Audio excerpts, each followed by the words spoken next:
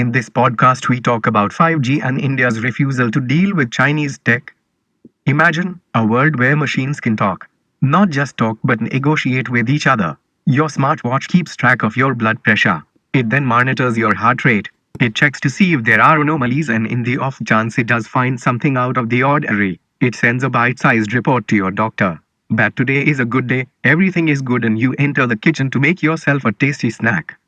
Alas, you find out that you've used up all the milk, but don't worry, your refrigerator has you covered. It has already made a purchase order based on your eating habits, and your driverless car is just about to pick up the produce from your grocer.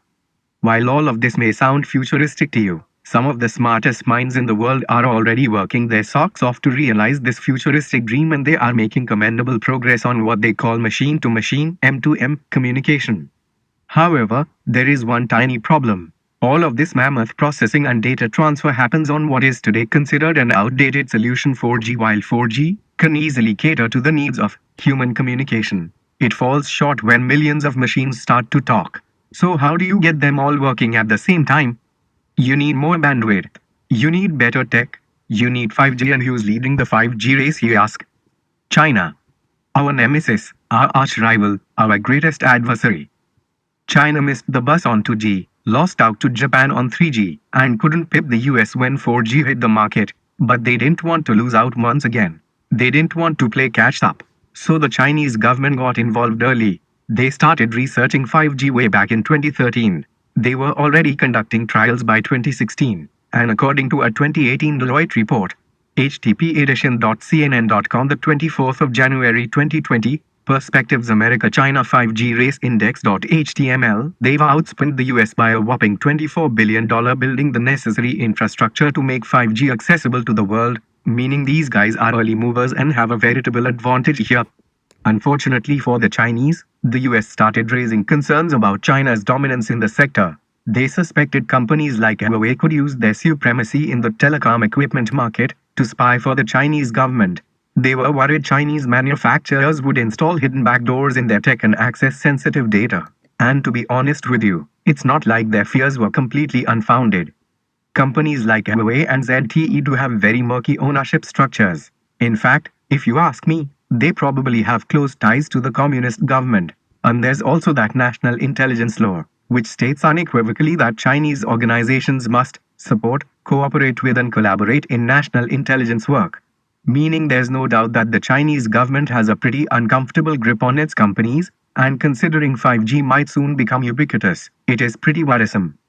So the US banned Huawei and ZTE from selling products in the country, and barred US companies from doing business with these folks. They asked their allies to do the same, and some of them complied. Japan, Australia, and Vietnam have also boycotted Huawei. The UK allowed the company to help build Britain's 5G system, but banned it from certain networks. As for India, we were on the fence until very recently.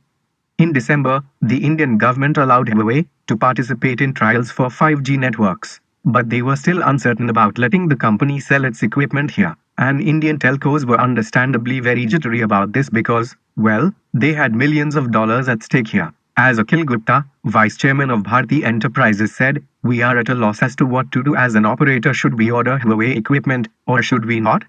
The risk cannot be taken by operators." But all that changed when 20 Indian Army personnel were martyred along the Indo-China border.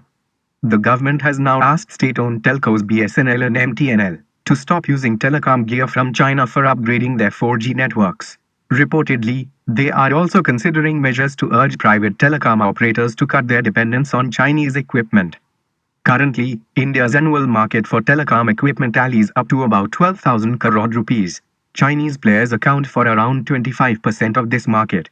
Players like ZTE and Huawei offer cheaper equipment and better financing options to Indian players, and analysts believe banning them could lead to a 10 to 15% rise in gear procurement costs.